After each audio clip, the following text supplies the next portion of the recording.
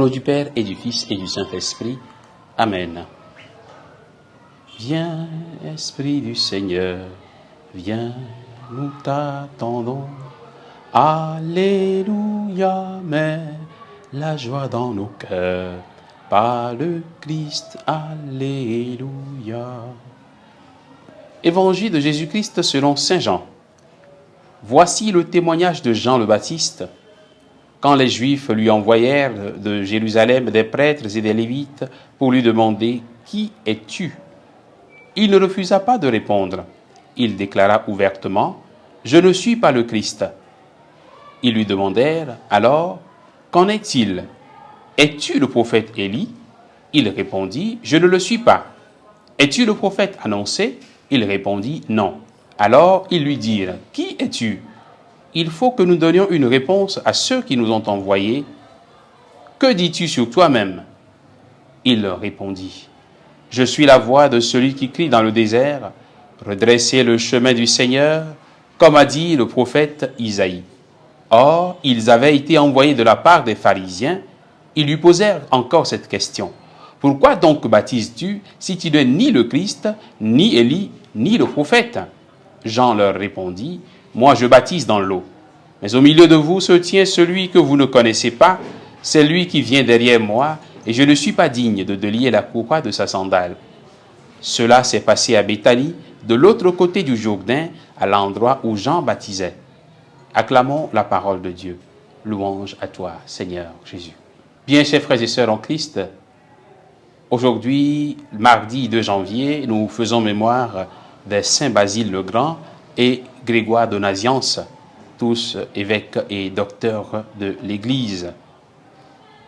En ce deuxième jour de la nouvelle année que le Seigneur nous donne, nous avons écouté l'Évangile où des envoyés des pharisiens viennent poser la question à Jean le Baptiste.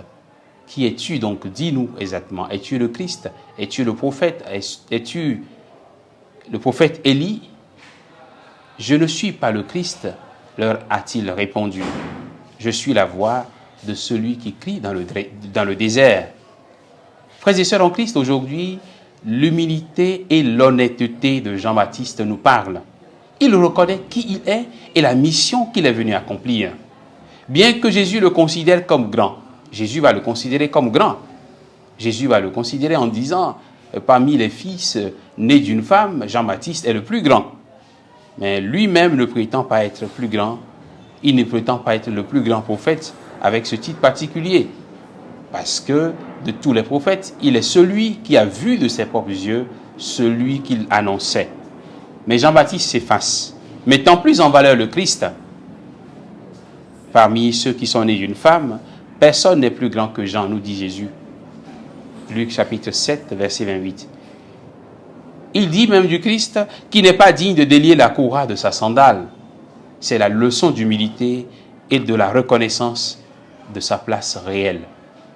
C'est la leçon que nous avons aussi aujourd'hui pour grandir davantage dans l'humilité et la reconnaissance de notre place réelle. Nous sommes nombreux à nous donner plus d'importance qu'il n'en faut.